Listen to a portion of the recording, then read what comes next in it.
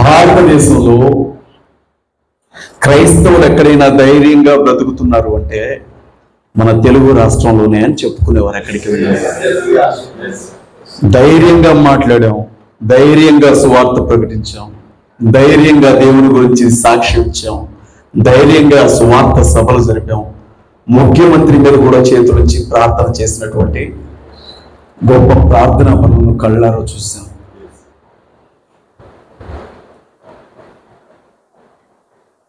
బ్రతికితే క్రైస్తవుడిగా బ్రతకాలి, అది కూడా తెలుగు రాష్ట్రంలోనే ధైర్యంగా బ్రతకాలి అనిపించేది నాకు.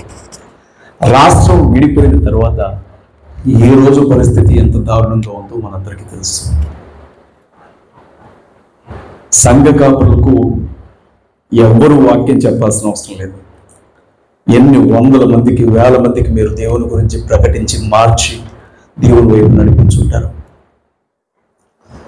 యేసుక్రీస్తు ప్రభువు పరలోకానికి వెళ్ళిపోవడానికి ముందు పేతురును పిలిచి ఒక మాట అడుగుతారు, నువ్వు నన్ను ప్రేమిస్తున్నావా పేతురు?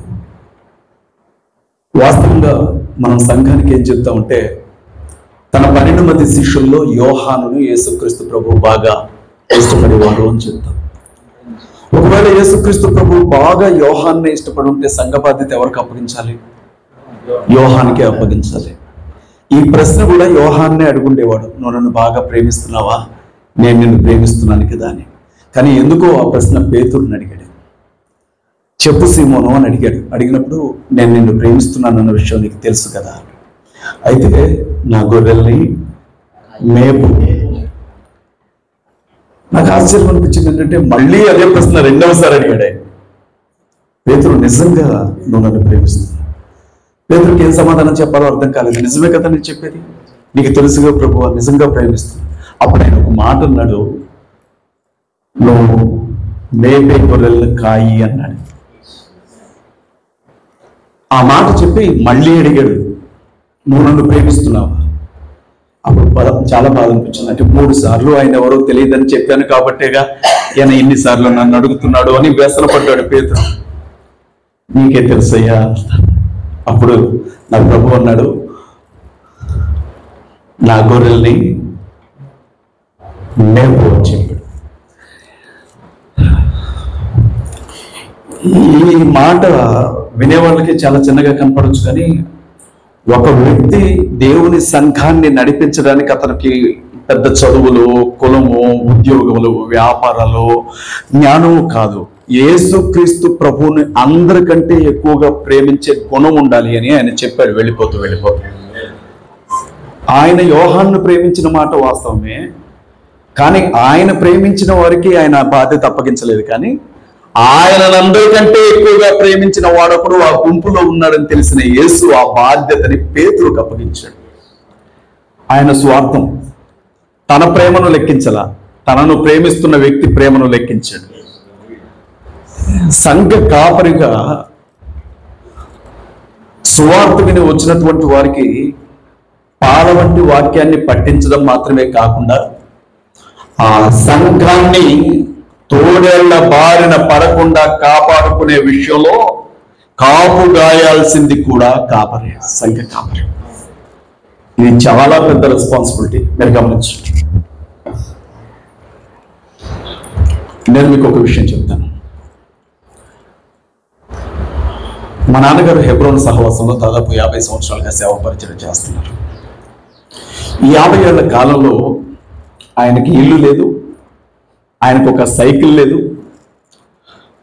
ఆయనకంటూ సొంతం ఏది లేదు. నేను కట్టించిన ఇంట్లో ఉంటున్నాడు మా నాన్న. ఆయన చెప్పిన మాట విన్నాను. ఆయన ఒక కాపరి గురించి మాతో చెప్పాడు. ఒక కాపరికి 100 గొర్రెలు ఉండేవట. పొడిగించను మీ అందరికీ తెలుసు. 100 గొర్రెల్ని ప్రాణం కంటే ఎక్కువగా ప్రేమించేవాడట కాపరి. తన భార్య కంటే, బిడ్డల కంటే ఎక్కువగా వాటితోనే గడిపేవాడట. అనుకోకుండా ఒక రోజు అతను పట్టణానికి వెళ్లాల్సి వచ్చిందట. దాదాపు 1 రోజుల పాటు అతను పట్టణంలో ఉండాలి. ఈ గొర్రెలకి మేత పెట్టాలి, నీళ్లు పెట్టాలి, వీటిని కాపాడుకోవాలి. అడవికి తీసుకుపోయి రావాలంటే ఇంట్లో మగాళ్ళు ఎవరు లేరని ఒక జీతగాడిని పెట్టుకున్నాడట. పెట్టుకొని, బాబు రోజుకు 1000 రూపాయలు చొప్పున 30 రోజులకి నీకు 30,000 ఇస్తాను, నువ్వు చేయాల్సింది ఏం లేదు, నా గొర్రెలకు మేత పెట్టు, నీళ్లు పెట్టు, కాపాడు అని చెప్పి వెళ్ళాడట. ప్రతిరోజు జీతగాడు వచ్చేవాడట, డబ్బు కోసం గొర్రెలు తీసుకొని అడవికి వెళ్ళేవాడట. అడవిలో రక్తపు రుచి మరిగిన తోడేళ్లు రోజుకు ఒక గొర్రె పిల్లని 2 గొర్రె పిల్లల్ని ఎత్తుకొని వెళ్ళిపోయాయట. ఆ గొర్రె పిల్లల్ని ఎత్తుకొని పోవడానికి ఈ తోడేళ్లు రాగానే ఈ జీతగాడు కదా, తోడేళ్ళు వదిలిపెట్టి గొర్రెలు వదిలిపెట్టి పారిపోయేవాడట. 29 రోజులు గడిచాయి. 99 గొర్రెలు చనిపోయాయి తోడేళ్ల చేతుల్లో. ఒక చిన్న గొర్రె పిల్ల మాత్రమే మిగిలింది. దాన్ని అడవికి ఏం తీసుకెళ్తామని ఇంటి దగ్గర వదిలేసి జీతగాడు వెళ్ళిపోయాడట. ఆ రోజు కాపర్ వచ్చాడట, యజమాని వచ్చి రాగానే మంద దగ్గరికి వెళితే మొత్తం ఖాళీగా ఉందట. అడవికి వెళ్ళాడేమోనని చూస్తే అడవిలో గొర్రెలు లేవట.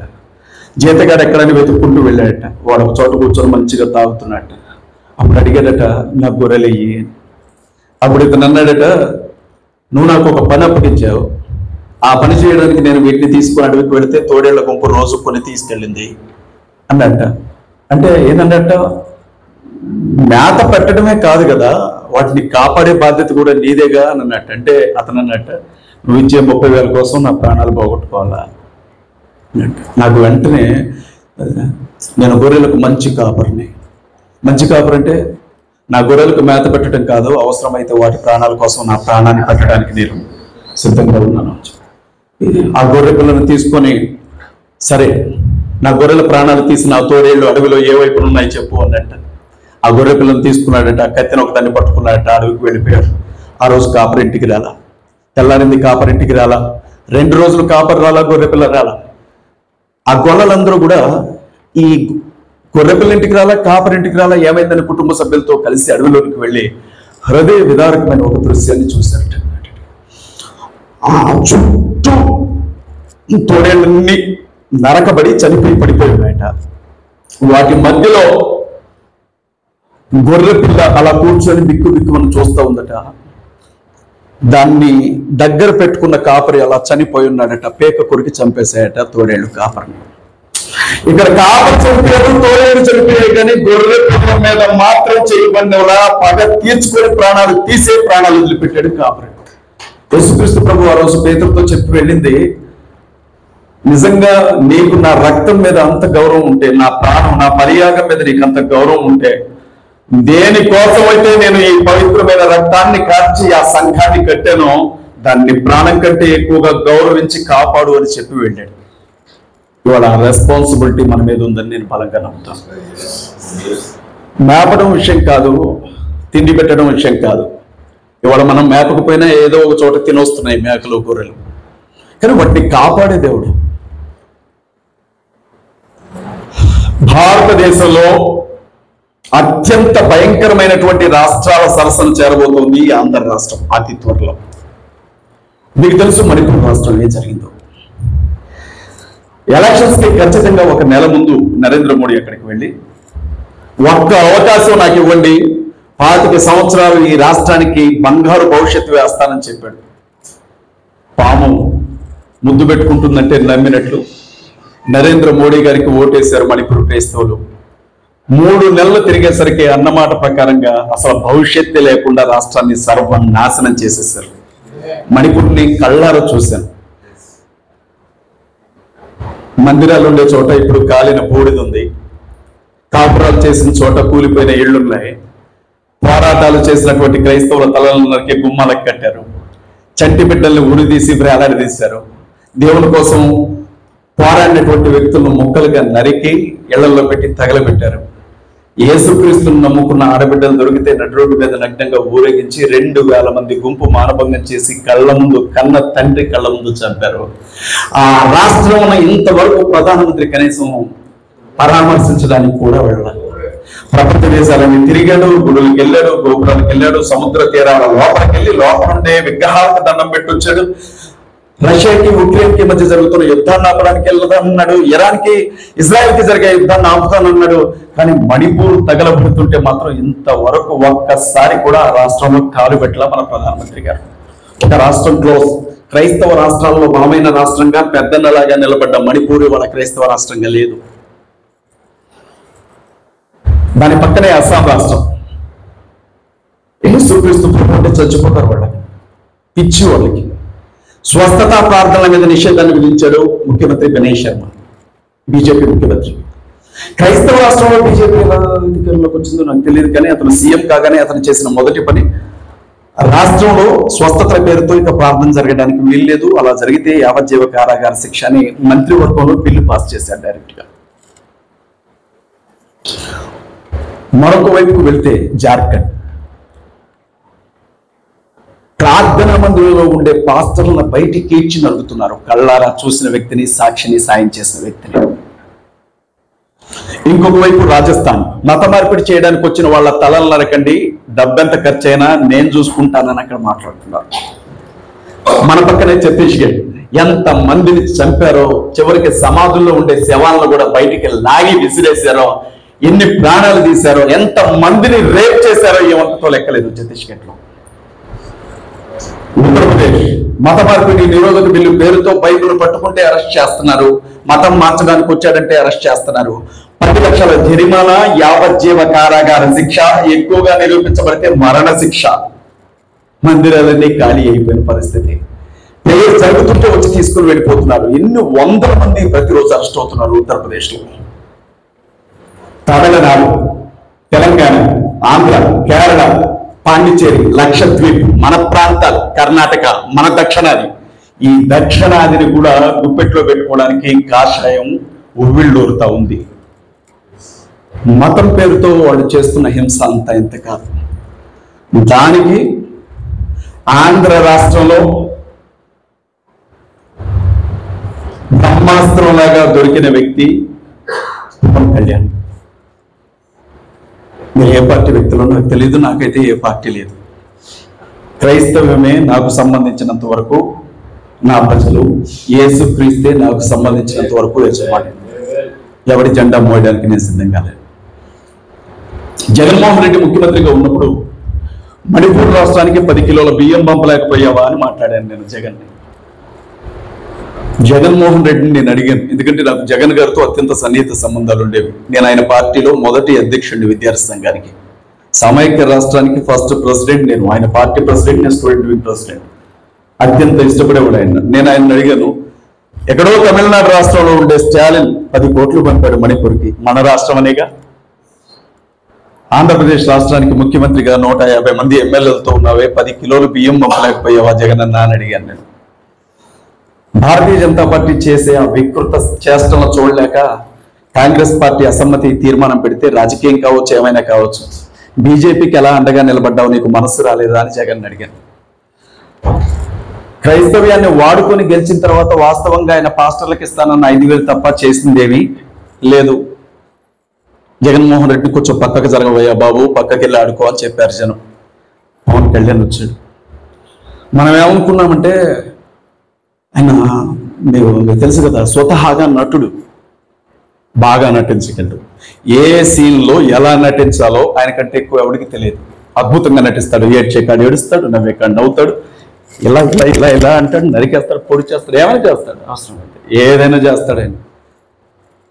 ఆశ్చర్యం అనిపించింది ఏంటంటే, ఎన్నికల్లో పోటీ చేసిన తర్వాత 2 చోట్ల ఓడిపోయాడు. 5 ఏళ్ళు తిరిగేసరికి పోటీ చేసిన ప్రతి చోట గెలిచాడు. 25 ఏళ్ళు ఎజెండా పెట్టుకొని వచ్చానన్నాడు. స్టార్టింగ్ లో అతను ప్రార్థనా మందిరాలకు వచ్చాడు, మసీదులకు వెళ్ళాడు, గుళ్ళ దగ్గరికి వెళ్ళాడు. అన్ని మతాలను గౌరవిస్తున్నాను, అందరినీ ప్రేమిస్తున్నాను, నా భార్య క్రైస్తవురాలు, నా బిడ్డ క్రైస్తవురాలు, నేను బాప్టిజం తీసుకున్నాను, దేవుని సూక్తులు చెప్తాను అని మాట్లాడిన పవన్ కళ్యాణ్ ఈ రోజు ఎలా మారిపోయాడు అని అంటే, ఒక చిన్న విషయం చెప్తాను. మంగళగిరిలో ఎన్నికలు జరిగిన తర్వాత ఎమ్మెల్యేలతో ఒక మీటింగ్ పెట్టుకుని ఆర్ఎస్ఎస్ ని పొగడటం మొదలుపెట్టాడు. నాకు ఆశ్చర్యం అనిపించింది, ఇతనేంటి ఆర్ఎస్ఎస్ ని పొగుడుతున్నాడు? నీకు తెలియదా ఆర్ఎస్ఎస్ అంటే? రాష్ట్రీయ స్వయం సేవక్ సంఘ్. భారతదేశంలో ఎప్పటి వరకు మతం పేరుతో జరిగిన ప్రతి విధ్వంసం వెనక ముందు చుట్టుపక్కల నిలబడిన సంఘం ఏదైనా ఉంది అంటే ఆర్ఎస్ఎస్. దేశాన్ని సర్వనాశనం చేసింది ఎవరైనా ఉన్నారు అని అంటే ఆర్ఎస్ఎస్ వాళ్ళే. అంతకంటే గొప్ప దేశభక్తులు లేరు అని మాట్లాడాడు. ఇప్పుడు నాయన ఇదేంద్రయ్య, ఒంటి మీద కాషాయపు డ్రెస్ వేసుకోగానే మైండ్ సెట్ మారిపోద్దా అనుకున్నాం. పవన్ కళ్యాణ్కి మన దక్షిణాదిలో అభిమానులు ఎక్కువ. పవర్ స్టార్ ఎట్లెట్లా ఆయన ఏడగోగితే ఏడగోగుతారు, ఏడగోగితే అరగోగుతారు. వాళ్ళకి ఏది అనేది అనవసరం. ఒకవేళ 2 ప్యాంట్ మీద ప్యాంట్ వేసిందంటే వీడు కూడా వేసుకొని తిరుగుతారు. పిచ్చి. పవన్ కళ్యాణ్ అనే బ్రహ్మాస్త్రాన్ని ఆర్ఎస్ఎస్ వాడుతుంది. ఆంధ్ర రాష్ట్రాన్ని మరొక ఉత్తరప్రదేశ్గా మార్చాలన్నది వాళ్ళ వ్యూహం. అందులో భాగంగానే జగన్మోహన్ రెడ్డి పార్టీ అధికారంలో నుంచి పోవడానికి బీజేపీ పూర్తి సహాయ సహకారాలు తెలుగుదేశానికి జనసేనకి అందించి ఈవీఎం ట్యాంపరింగ్ ద్వారా చంద్రబాబుని పవన్ కళ్యాణ్ని గెలిపించిందన్న విషయం వాళ్ళిద్దరితో సహా అందరికీ తెలుసు. ఏమీ చేయలేని పరిస్థితి. గెలిచిన తర్వాత చంద్రబాబు మాట్లాడిన మాటలు మీరు వినే ఉంటారు. చంద్రబాబు నాయుడు హిందువులు బైవర్త్ హిందువులు, ముస్లింలు బైవర్త్ ముస్లింలు, కానీ క్రైస్తవులు మాత్రం ప్రతిరోజు డే బై డే మత ప్రచారం పేరుతో పెరిగిపోతున్నారు. గుడుల దగ్గరికి వచ్చి రౌడీజం చేస్తున్నారు, మతం మార్చడానికి చూస్తున్నారు అనుకుంటూ మాట్లాడాడు. సరే, జగన్ మీద కోపంతో మాట్లాడాడు అనుకున్నాం, వదిలేసాం. ముఖ్యమంత్రి అయిన తర్వాత తిరుపతి వచ్చాయని చెప్పిన మాట, ఎట్టి పరిస్థితుల్లో కూడా మత మార్పులు జరగడానికి వీల్లేదు ఆంధ్రాలో అన్నాడు. అతను ముఖ్యమంత్రి, బాగా జ్ఞాపకం చేసుకోండి. మతం అనేది ఆంధ్రాలో కానీ తెలంగాణలో కానీ ఏ రోజు అసలు రాజకీయ అంశం కాల, కానీ రాబోయే ఎన్నికలకు ఇది మాత్రమే ప్రధానమైన అంశం అవుతుంది. మీరు రాసి పెట్టుకోండి. నేను చెప్తున్నాను, 5 ఏళ్ళు జగన్మోహన్ రెడ్డికి రాజశేఖర్ రెడ్డి గారి కుటుంబం తరఫున అభిమానులు, క్రైస్తవులు, ముస్లింస్, దళితులు, బీసీలు అండగా ఉంటారన్న విషయం జగమెరిగిన సత్యం. చివరికి హిందువులు కూడా జగన్ పల్లకిని మోస్తున్నారు. కాబట్టి మతం పేరుతో వీళ్ళందరినీ జగన్ నుంచి వేరు చేయగలిగితే యూపీ లాగా ఏపీని మార్చుకోవడం చాలా తేలిక అన్న వ్యూహంతో ముందుకు వెళ్తున్నారు వాళ్ళు.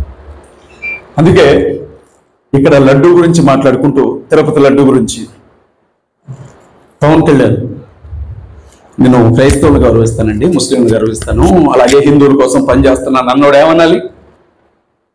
కొన్ని కోట్ల మంది ప్రజలు తినే ప్రసాదాన్ని మీరు అపవిత్రం చేస్తారా అని చెప్పి మాట్లాడాలి. అలా కూడా మాట్లాడకూడదు. ముందు డిప్యూటీ సీఎం కాబట్టి సీఎం ఇద్దరు కూర్చొని కమిటీ వేసి ఏం జరిగింది, ఎలా జరిగిందో తేల్చి ఆధారాలతో బయటికి రావాలి. కానీ కొన్ని కోట్ల మంది ప్రజల్ని ముందుగానే ప్రొవోక్ చేసి రెచ్చగొట్టి ఏమన్నాడు తెలుసా? మా హిందువుల మీద జరిగితే మీరు ఎవరూ మాట్లాడలేదు, అదే క్రైస్తవుల మీద ముస్లింల మీద జరుగుంటే దేశాన్ని తగలబెట్టుండే వాళ్ళు, ప్రపంచం అల్లకల్లం అయిపోయేది అన్నాడు. నాకు అనిపించింది, వర్రీ అంటే మనిషి 2 నాలుకలు ఉంటే వెండమే తప్ప ఎప్పుడు చూడాలి అట్లాంటి వాళ్ళని అని చూడగానే నాకు తెలియకుండా క్రైస్తవులు భారతదేశాన్ని ఎప్పుడు తగలబెట్టారు? నాకు తెలిసి క్రైస్తవం మీద జరిగినంత దాడి ఇంకెక్కడ జరిగింది? అసలు క్రైస్తవులను చంపినంత మందిని ఇంకెవరిని చెప్పారు? ఎన్ని మందిరాలు తగలబెట్టారు, ఎన్ని గ్రంథాలు తగలబెట్టారు, ఎంతమంది పాస్టర్లను కాల్చి చంపారు, రాళ్లతో కొట్టి చంపారు, రాడ్లతో కొట్టారు, పాస్టర్ మనల్ని కొంగులు పట్టుకొని లాక్కొని వెళ్ళారు రోడ్ల మీద. మీకు సంపాదించుకోవడం చేత కాకపోతే మా పక్కలోకి వచ్చి పన్నండి డబ్బిస్తామని అన్నారు. స్వార్థ పరిచర్యకి వెళ్ళిన వాళ్ళు పట్టుకొని కొడుతున్నారు. ఇవాళ కారణం ఉన్నా లేకపోయినా క్రైస్తవులు అంటే చేడు పురుగులాగా చూస్తున్నారు. అయినా ఏడుస్తున్నాం, మోకాళ్ళ మీద కూర్చుంటున్నాం, శాంతి సమాధానం అంటున్నామే కానీ మనం ఎవరి కొంపకు తగలబెట్టాము, మనం ఎవరి ఇంటి ఆఫీస్ని తగలబెట్టాము ఎప్పుడైనా ఉందా? అది పవన్ కళ్యాణ్ మీ క్రిస్టియన్కి ఏదన్నా జరుగుంటే మీ క్రిస్టియన్ ఈ దేశాన్ని తగలబెట్టేవాడు. నాకు అనిపించింది, అమ్మా ఎలాంటి వ్యూహంలోనికి వచ్చావు పవన్ కళ్యాణ్. అంటే ఈ దేశానికి నరేంద్ర మోడీ, యోగి ఆదిత్యనాథ్తో పాటుగా నేను కూడా ఉన్నానని చెప్పడానికి వచ్చావా అని అనుకున్నాను. అప్పటికి లైటే తీసుకున్నాం. కానీ అడగాల్సింది అడిగాను, నేను పవన్ కళ్యాణ్ అడిగాను. నేను ఏమన్నానంటే, నాయన సనాతన ధర్మం కాబట్టి స్త్రీలని దేవతలాగా కొలుస్తారు కాబట్టి నడి రోడ్డు మీద ఆడబిడ్డల్ని నగ్నంగా నడిపినప్పుడు ఏ సందులో పడుకున్నావు పవన్ కళ్యాణ్ అని అడిగాను. నేను మళ్ళీ చెప్తున్నాను, నేను వైసీపీ అభిమానిని కాదు, జగన్మోహన్ రెడ్డి పార్టీ కోసం పనిచేస్తున్న వ్యక్తిని కాదు. నాకు ఇక్కడ ఏ వర్గంలో ఉన్నా మన క్రైస్తవులు బాగుండాలి. మరి ముస్లిమ్స్ ఎందుకు అనంటే, ఎవరికి ఇష్టం ఉన్నా లేకపోయినా అబ్రహాం సంతానమే వారు కూడా. కాబట్టి ముస్లిం సహోదరులు కూడా దేవుడు దీవిస్తానన్నాడు. ఇవాళ వాళ్ళకేదో జరిగితే మనం మాట్లాడకపోతే మనకేం జరిగితే రేపు వాళ్ళు మాత్రం ఎందుకు మాట్లాడతారు? కాబట్టి ఖచ్చితంగా దాయాదులుగా ఒకరికొకరు మనం అండగా ఉండాల్సిందే, వేరే ఆప్షన్ లేదు. కాబట్టి ముస్లింస్ తప్పుకున్నాం. మరి దళితులు ఏంటంటే, ఇవాళ ముస్లింస్ గా ఉన్నవాళ్ళు, క్రైస్తవులుగా ఉన్నవాళ్ళు అధిక భాగం దళితులే కనుక అణచబోయే ఈ 3 వర్గాలు ఆర్ఎస్ఎస్ టార్గెట్ చేసింది. కాబట్టి ఈ ముగ్గురిని కలుపుకొని క్రిస్టియన్, ముస్లిం, దళిత డిఫెన్స్ ఫోర్స్ అనే ఒక ఆర్గనైజేషన్ ని ఫామ్ చేసింది. ఇప్పటివరకు పెద్ద కార్యక్రమాలు ఏం చేయాల, భావజాలాన్ని వ్యాప్తి చేసుకుంటూ వచ్చు. మొన్న సుప్రీంకోర్టు జడ్జి గారు చంద్రబాబు నాయుడు తల మీద ఒక 1 కిలో పవన్ కళ్యాణ్ తల మీద 1 అరకిలో అక్షంతలు వేశాడు కదా, ముఖ్యమంత్రుల మీరు కోరంబోకులా ఏం మాట్లాడారు, మీరు ఏ ఆధారాలు మీ దగ్గర అన్న తర్వాత మనోడు మళ్ళీ వారాహి డిక్లరేషన్ అని ఒక డిక్లరేషన్ పెట్టాడు. 11 రోజులు పశ్చాత్తాపం ఉన్నాడండి. నేనేమన్నా 11 రోజులు పశ్చాత్తాప దీక్ష నిన్ను చేయమని ఒకటి అడగల, నువ్వు చేసావు. అవసరం అయితే 365 రోజులు నిరాహార దీక్ష చేసి చావు, అక్కడ మాకేం ఇబ్బంది లేదు. కానీ నువ్వు మళ్ళీ క్రైస్తవుల గురించి ఎందుకు మాట్లాడుతున్నావు? అదే క్రైస్తవుల గురించి, క్రైస్తవులకి ఏదన్నా అంటే కోర్టు ఎప్పుడు మాట్లాడే కోర్టులు క్రైస్తవుల కండగా? ఏ రోజన్నా కోర్టులు మాట్లాడాయా క్రైస్తవుల కండగా? ప్రపంచంలో లేచి నిలబడమంటే సముద్రంలాగా నిలబడే వాళ్ళు క్రైస్తవులు, ముస్లిమ్స్ కైనా అండదండలు ఉన్నాయి, కానీ మనకున్నాయా? మనకి సపోర్ట్ ఉందా? ఇజ్రాయెల్ దేశంలో మన క్రైస్తవులను పట్టుకుని యూదులు కొడతారు ఇప్పటికీ కూడా. ఇజ్రాయెల్ మన దేశం అని మనం అనుకుంటాం, కానీ అది ఏ రోజు క్రైస్తవులు నా మనుషులని అనుకోదు ఇజ్రాయెల్. ఎవడున్నాడు మనకి? క్రీస్తు తప్ప మనకి సపోర్ట్ చేసింది ఎవడు ఈ పరిస్థితుల్లో? మళ్ళీ కోర్టులు, సుప్రీంకోర్టును బెదిరిస్తున్నాడు ఇక్కడ ఉండి. అతను అన్నమాట, నేను చావనైనా చేస్తాను సనాతన ధర్మం కోసం. నేనేమంటానంటే, నీ దిక్కుమాల సనాతన ధర్మం పాడుగా. ఏం సనాతన ధర్మం? తొడల్లో నుంచి పుట్టినోళ్ళు, చేతుల్లో నుంచి పుట్టినోళ్ళు, తలలోంచి పుట్టినోళ్ళు వీళ్ళేగా. ఆ లెక్క నువ్వు శూద్రుడు కదా, కాపు నువ్వు శూద్రుడివి.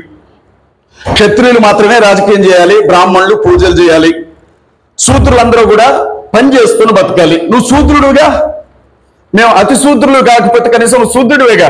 నువ్వేం చేయాలా? రాజకీయం నువ్వు చేయకూడదు, రాజకీయంలోనికి అసలు నువ్వు రాకూడదు. సనాతన ధర్మం అని మాట్లాడే హక్కు పవన్ కళ్యాణ్ లేదు ముందు. అసలు అది ఎట్లా మాట? సనాతన ధర్మం అంటే ఏంటో తెలియదు మనోడికి అసలు. కానీ సనాతన ధర్మం కోసం చంపేస్తా, చచ్చిపోతా, అందరూ సిద్ధం కావాలా? అసలు ఎంత దారుణం అంటే, మీరందరూ అసలు ఏంటి ఇంకా రోడ్లు ఎక్కట్లేదేంటి, మీరు ఇంకా గొడవలు చేయట్లేదేంటి, లడ్డూ తింత జరిగితే మీరు ఎవరు మాట్లాడలేదేంటి అని ప్రెస్ మీట్లు పెట్టి రెచ్చగొట్టాడు.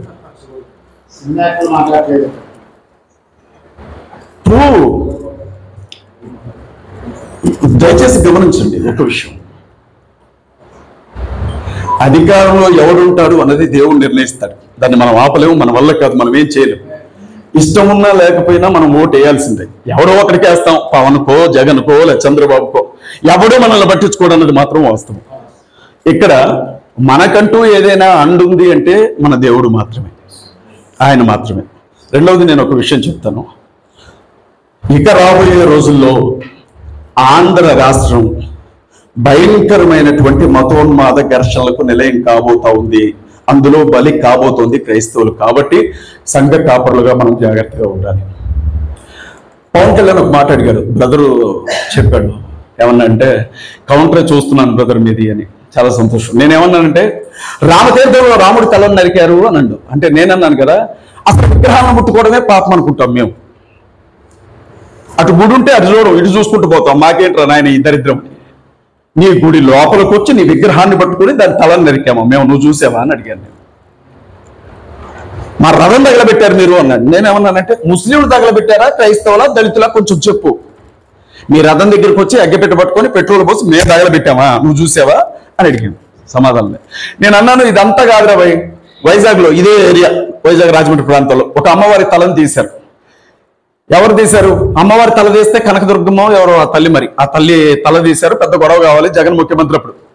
ఏంటి విషయం అని చూస్తే అప్పటికే జగన్ మీద నిందలు పడుతున్నాయి, మత కలవలాలు జరుపుతున్నారు, టెంపుల్స్ కూలుస్తున్నారు అని చెప్పి ఎంక్వైరీ చేశాడు జగన్.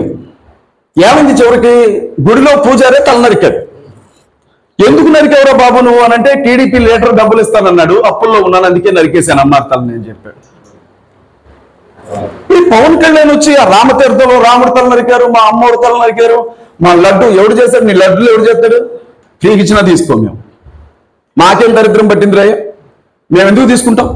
నీకు గొప్పాము, మాకు కాదు కదా. అది తయారు చేసేది మీరు, తినేది మీరు, అమ్ముకునేది మీరు, రేట్లు పెట్టేది మీరు, మాకేం కర్మ? నేను తినం కదా. సమాధానం లేదు. నేను అడిగాను పవన్ డిబేట్కి రా, పవన్ కళ్యాణ్ మాట్లాడదాం. సనాతన ధర్మం గురించి మాట్లాడితే సన్యాసలాగా తిరగడం కాదు, నిన్ను ముందు నడు రోడ్డు మీద గుడ్డలు లేకుండా తిప్పాలి. ఎందుకంటే అసలు ఆ ధర్మం గురించి మాట్లాడే అర్హత నీకు లేదు. దొంగల పడ్డ 6 నెలల కుక్కల మురిగినట్లు స్టాలిన్ గారి గురించి మాట్లాడుతుండు పోటుగాడు. ఉదయనిధి స్టాలిన్, మీరు ఓటేయండి, ఓటేయకపోండి, నేను క్రిస్టియన్ అని చెప్పిన మగాడు భారతదేశంలో ఉదయనిధి స్టాలిన్. ఎవర్రా నా తమిళనాడులో కాలుపెట్టి మతం పేరుతో గొడవలు జరిపేదని అడిగిన మగాడు స్టాలిన్. క్రిస్టియన్ నేను కొంతమందికి కాలుతుండొచ్చు అని చెప్పాడు ఓపెన్ గా. అలాంటి వ్యక్తిని పట్టుకొని ఇక్కడికి వచ్చి మాట్లాడుతున్నాడు. ఈడన్నాడో లేడో అక్కడ కేసు పెట్టారు వీడి మీద ఆల్రెడీ, పవన్ కళ్యాణ్ మీద. తమిళనాడుకి వెళ్తే పిల్లగాడిని మామూలుగా దన్నారు, భయంకరంగా దంతారు. అది విషయం. నేనేమంటున్నానంటే ఆర్ఎస్ఎస్, విశ్వ హిందూ పరిషత్, బజరంగ్ దళ్, అలాగే బీజేపీ, జనసేన, దాంతోపాటుగా తెలుగుదేశం హిందువులకు మతం అనే మత్తు మందిని ఎక్కిస్తూ ఉన్నారు ఆంధ్రాలో. జరుగుతుంది ఇప్పుడు. రేపు జరగబోయే ఎన్నికలు కేవలం జగన్ క్రిస్టియన్ వాడి వైపు ఉంటారా, నేను హిందూ రక్షకుడిని నా వైపు ఉంటారా అన్న నినాదంతోనే జరగబోతున్నాయి. వేరే ఇంకేముండదు ఆంధ్రాలో. ఎలాంటి పరిస్థితుల్లో ఎప్పటికే ఎన్ని దాడులు జరిగాయో మీకు తెలుసు, ఎన్ని మందిరాలు తగలబెట్టారో మీకు తెలుసు, ఆంధ్రాలో ఎన్ని బైబుల్ తగలబెట్టారో మీకు తెలుసు, పాస్టర్స్ని ఎట్లా పట్టుకొని కొడుతున్నారో మీకు తెలుసు. 20 ఏళ్ల క్రితం ఉన్న సేవా పరిచర్య ఇప్పుడు లేదు. ఎవరికి వాళ్ళు బాగా సెటిల్ అయిపోయిన పాస్టర్స్ బయటికి రావట్లేదు. పరిచర్య భారం ఉన్నోళ్ళు బయటికి వెళ్తే ఇంటికి రావట్లేదు, కొడుతున్నారు వీళ్ళని పట్టుకొని. జైళ్ళలో ఉండే వాళ్ళని విడిపించడానికి లాయర్లు పెట్టేవాళ్ళు లేరు. మందిరం మీద కిరోసిన్ పెట్రోల్ పోసి తగలబెడితే వాడిని కాపాడేవాళ్ళు లేడు. కానీ 100 సంఘాలు, క్రిస్టియన్ సంఘాలు ఉన్నాయి.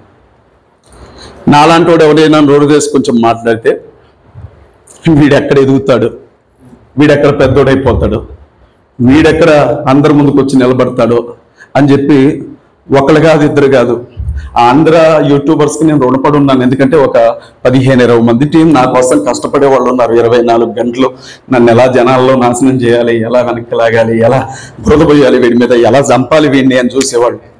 వాళ్ళు ఉండబట్టే ఓహో ఇలా దాడి జరిగిద్దా క్రైస్తవ్యంలో కూడా జాగ్రత్తగా ఉండాలి. కరుణాకర్, శివశక్తి కరుణాకర్, సుబ్బున కంటే ఎక్కువ నా మీద వీడియోలు చేసిన వాళ్ళు ఉన్నారు క్రైస్తవులు. నేనేమంటానంటే సరే నేను ₹1 కోటి 2 కోట్లు తిన్నాను అనుకోండి, రేపు దేవుడు నన్ను లెక్క అడిగినా నేనేమన్నా భూమి మీద 1000 ఏళ్ళు బతకడానికి వచ్చాను. ఒకవేళ తిన్నానే అనుకో, ఆయన కాళ్ళు పట్టుకొని ఏడ్చి క్షమాపణ చెప్పుకుంటా. బుద్ధి గడ్డి తిని దిక్కులేని స్థితిలో తప్పు చేశాను, క్షమించు తండ్రి అని. నేను బోధన కలుషితం చేయలా, నేను తప్పుడు బోధలు ప్రకటించలా, సంఘాన్ని నాశనం చేయలా. ఎవరైనా ₹10 పంపితే ₹2 ఉంచుకున్నానేమో. ఒకవేళ అది కూడా నిజమై ఉంటే నేను యేసే కాళ్ళు పట్టుకొని కన్నీళ్లతో ఆయన కాళ్ళు కడుక్కునేవాడిని. అది దేవునికి నాకు సంబంధించిన విషయం. కానీ నా గొంతును నరికారు చాలాసార్లు, నేను మాట్లాడకుండా, నా మాటకు విలువ లేకుండా. అయినా నేను ఎక్కడ కృంగిపోలా. నిద్రపోకుండా ఏడ్చిన రాత్రులు కూడా ఉన్నాయి. నోటుకొచ్చినట్లుగా మాట్లాడారు. నాకెందుకు అని నేను అనుకుంటే నాకే అవసరం ఏంటి బ్రదర్? నేను ఎందుకు మాట్లాడాలి? ఇప్పుడు కాంగ్రెస్ పార్టీ అధికార పార్టీ, ఆ పార్టీకి నేను రాష్ట్ర సమన్వయకర్తగా ఉన్నాను తెలంగాణలో. కొంతమంది ఎమ్మెల్యేలకి నేను ప్రచార కమిటీకి సంబంధించిన వ్యక్తిని కాబట్టి ఇన్ఛార్జిగా వెళ్ళి ప్రచారం చేసి గెలిపించుకున్నాను. ఇక్కడ కూర్చొని కనీసం ఒక 10 మంది ఎమ్మెల్యేలతో నేను మాట్లాడతాను. ఫోన్ చేయగానే అన్నా చెప్పండి అని అంటారు. ఒక కాంట్రాక్ట్ తెచ్చుకోలేనా నేను? ఒక మినిస్టర్గా చెప్పలేనా నేను? ఎన్ని సంఘాల్లో పనిచేశాను, ఎంత కీలకమైన వ్యక్తిగా ఉన్నాను. ₹1 కోటి నా అకౌంట్లో పడ్డాయట సంవత్సరంలో. అది పెద్ద విషయం అట. నేనంటాను, అరే నాయన, నా చిన్నతనంలో తినడానికి తిండి లేదన్నది ఎంత నిజమో, ఈరోజు ₹1,00,00,000 డబ్బే కాదు, పొలాలు, స్థలాలు మాకున్నాయన్నది కూడా అంతే నిజం. ఎందుకంటే దేవుడు మమ్మల్ని సమృద్ధిలో నిలబెట్టాడు, అడుక్కునే స్థితిలో ఉంచాల. నేను ఒక లాయర్ని, కాంగ్రెస్ పార్టీ అధికార పార్టీకి రాష్ట్ర సమన్వయకర్తని, ముఖ్యమంత్రులతో డైరెక్ట్గా మాట్లాడగలిగిన వ్యక్తిని, ఎమ్మెల్యేల చేతుల్లో ఉంచుకున్న వ్యక్తిని. ఒక కాంట్రాక్ట్ ఇస్తే కమిషన్ ఇచ్చినా 10 లక్షలు వస్తాయి నాకు. అది విషయం కాదే. దాన్ని నన్ను ఎంత ఇస్కరియోతు యోధాను కొట్టిన యేసయ్యను చంపడానికి వాడినట్లు వాడి నా మనుషులతో నా పేకను కోశారు. అయినా ధైర్యంగానే ఉన్నాను, నేను ఎక్కడ కృంగిపోను. ఇవాళ మీతో ఎందుకు చెప్తున్నానంటే, నేను లీడర్ని కాను, నేను ఏనాటికి కూడా నాయకుడిని కాను, కానీ నేను బాధితుడిగా మాత్రం ఉన్నాను. నేను ఎలా దెబ్బతిన్నానో మీరు అలాగే దెబ్బతింటారు. తప్పనిసరిగా మనం నిలబడాలి. మనకు వేరే ఆప్షన్ లేదు.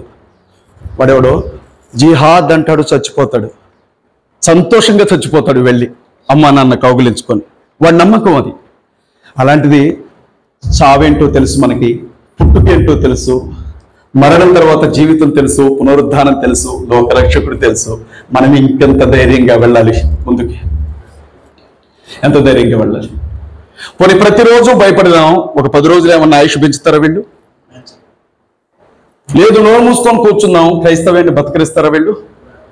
శ్రమలు పెరిగే పరిస్థితుల మధ్యన మనం ఉన్నాం. దానికోసమే మన వాళ్ళు ఏంటంటే, ఎంత చెప్పినా ఆ సమయం వచ్చేసరికి ఎవరు బయటికి రారు. మనందరికీ తెలుసు ఈ విషయం. దేవుడు చూసుకుంటాడు అని అంటాం, అనేస్తాం. దేవుడే చూసుకుంటాడు అని అనేస్తాం. ముస్లిమ్స్ అట్లా కాదు. నేను చెప్తున్నా, బాంచత్ ఎవడైనా చేయి వేయమనండి వాళ్ళ మసీదు మీద. ఖురాన్ని కొంచెం వాళ్ళు చూసేలాగా ఏదైనా చేయమనండి, ముక్కలు ముక్కలుగా నరుగుతారు రోడ్డు మీద. ధర్మం కోసం ప్రాణం ఇస్తారు, అవసరమైతే తెస్తారు. ఇవాళ ప్రేమతో గుండెలకు అద్దుకొని చావడానికి సిద్ధంగా ఉన్న నువ్వు, ధర్మాన్ని కాపాడుకోవడానికి ఏం చేయడానికైనా సిద్ధంగా ఉండే వాళ్ళు కూడా కలిస్తే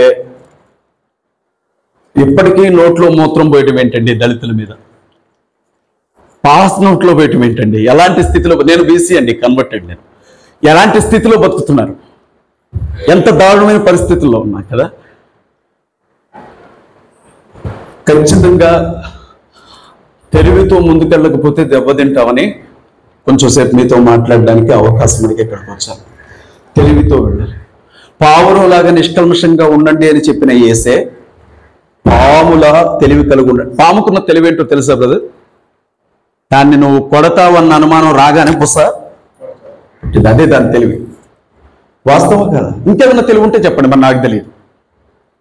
అలికిడైతే తప్పించుకున్నా వెళ్ళిపోద్ది. ప్రాణం పోయే అవకాశం ఉంది అని అంటే రండికి తెలుసుకుందాం, నువ్వా నేనా అని అంటది. క్రైస్తవుడు రెండు చేయాలి. భయపడే పరిస్థితులు ఉంటే తప్పించుకొని వెళ్ళిపోవాలి. యేసు కూడా అలాగే వెళ్ళిపోయాడు ఆలయం గురించి. లేదా చావుకి ఎదురుకొచ్చి నిలబడాలి, రాయక తేల్చుకుందామని. పిరికోవాళ్ళుగా ఎందుకు ఉండాలి మనం? ఎందుకు ఎవరికి సార్? నాకు 40 ఏళ్ళు వచ్చేసి, 40 ఏళ్ళు నాకు ఇప్పుడు ఈ సంవత్సరం. మా అయితే ఇంకో 10 ఏళ్ళు 20 ఏళ్ళు గట్టిగా బతికితే బతుకుతాను, లేకపోతే చచ్చిపోతాను. నేను ఏం చేసి వచ్చేవరా నా దగ్గరికి అని దేవుడు అడుగుతాడు ఖచ్చితంగా. No one is perfect. నాకు తెలిసినంత వరకు పర్ఫెక్ట్ పర్సన్స్ అనేవాడు ఎవడు లేడు అని నేను నమ్ముతాను. నేనైతే పర్ఫెక్ట్ కాదు బ్రదర్, మీరు పర్ఫెక్ట్ ఏమో నాకు తెలియదు. నేనైతే పరిపూర్ణమైన వ్యక్తిని కాను, నాలో లోటుపాట్లు ఉన్నాయి. కానీ సంఘానికి సంబంధించి కష్టం అంటే మాత్రం నేను ఆగను బ్రదర్. నాకు సంబంధించిన ఏమన్నా ఉంటే దేవుని కాళ్ళు పట్టుకుంటాను, పోరా నువ్వు అగ్నిగుండానికి పోరా అజయ్ అని జుట్టు పట్టుకొని గెంటితే వెళ్ళిపోతాను. కానీ నేను బ్రతికుండగా నాకు అప్పగించిన బాధ్యతలను మాత్రం నేను తప్పించుకొని వెళ్ళను, నేను వదలను. జగన్మోహన్ రెడ్డి అయినా, చంద్రబాబు అయినా, పవన్ కళ్యాణ్ అయినా, కేసీఆర్ అయినా, లేకపోతే ప్రధానమంత్రి నరేంద్ర మోడీ అయినా, ఎంత గొప్పోడైనా చివరికాడు కోన్కిస్కా గొట్టంగాడైనా నేనైతే ఎదురు నిలబడతాను.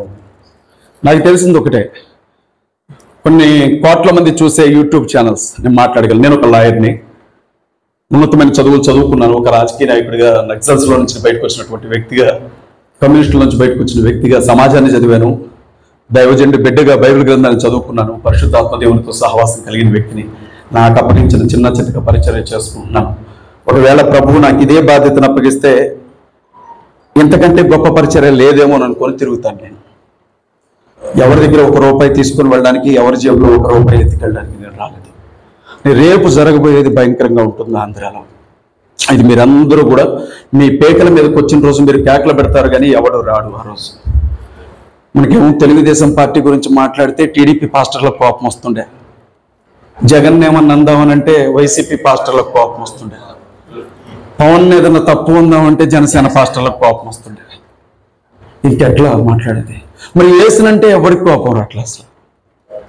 యేసు గురించి మాట్లాడితే ఎవరికి కోపం రావట్లే అసలు. మరి మన కోసం పవన్, జగన్, చంద్రబాబు చచ్చిపోయారు ఏమో నాకు అర్థంగా.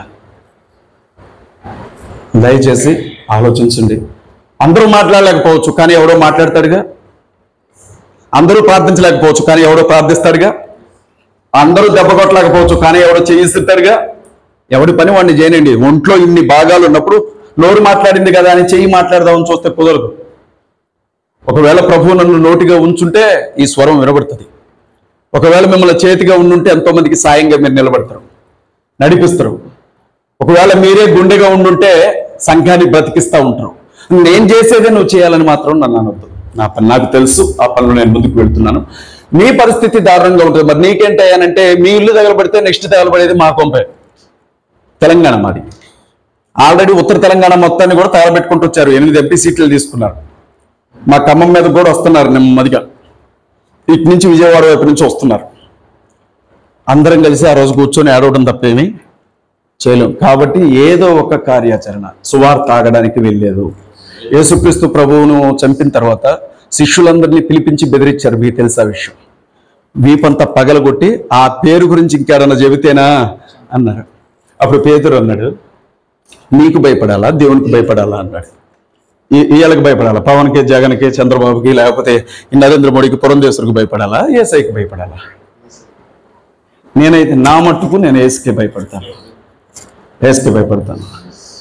ఇదే క్రమంలో లోపం లేని వ్యక్తి అనేవాళ్ళు లేడు కాబట్టి నేను లోపాలను భూతత్వంలో చూడను.